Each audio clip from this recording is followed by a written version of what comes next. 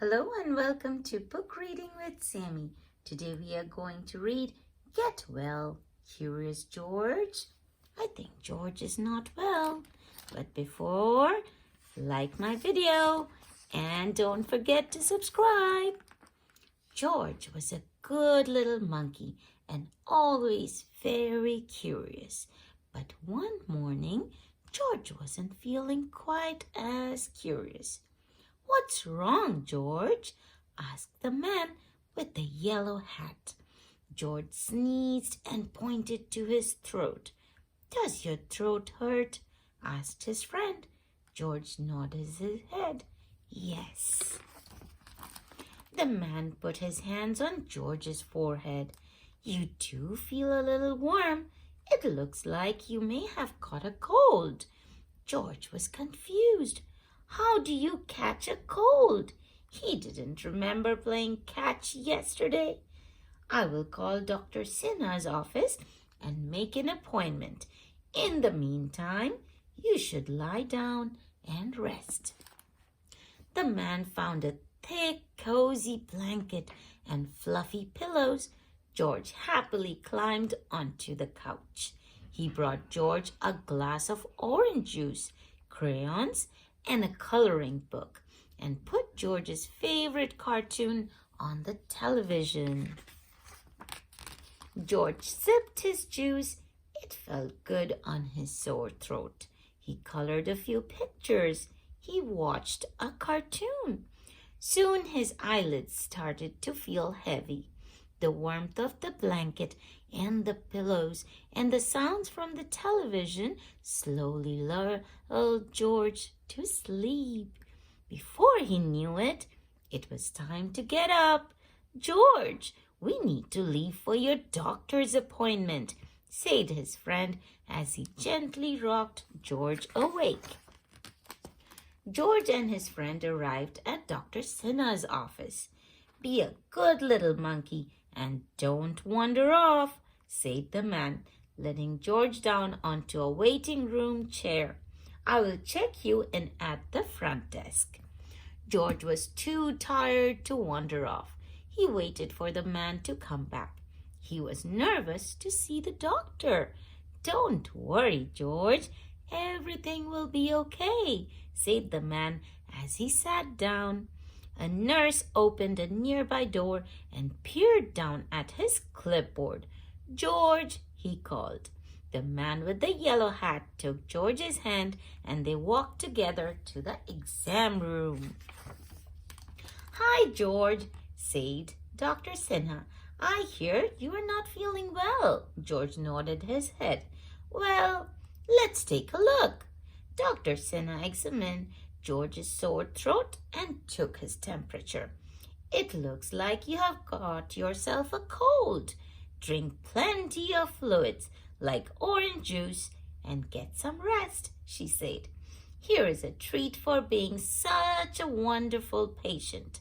Dr. Sinha reached into her pocket and pulled out a sticker that read, "Superstar Patient." George felt a little better already. He didn't need to be worried about seeing the doctor after all.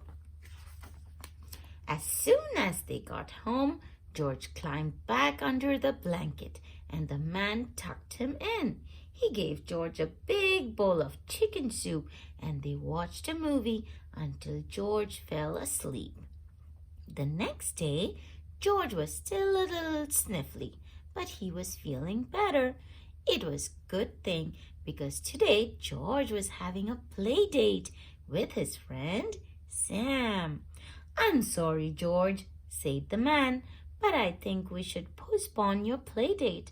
I know you're feeling better, but you should still take it easy today. Besides, you wouldn't want Sam to catch your cold, would you?" George was disappointed. He had been looking forward to seeing Sam. Reluctantly, he snuggled onto the couch. "I need to go to the store, but I'll be right back," said his friend. "Remember, Dr. Sinha said you need plenty of rest and fluids." That gave George an idea. If rest and fluids made him feel a little better today, maybe a big dose of both would cure him of his cold by tomorrow. Then he could play with his friend. George grabbed every blanket and pillow he could find and added them to the couch. The pile grew higher and higher. Soon he had a mountain of blankets and pillows. He climbed to the top for a rest. But, oh no! The pile came tumbling down. Maybe it was time for some orange juice. George went to the kitchen and found the carton of juice in the refrigerator. He got a glass from the cupboard, but there wasn't enough orange juice to fill it. He wondered, where could he get more orange juice? He looked in the refrigerator again and saw a big bag of oranges.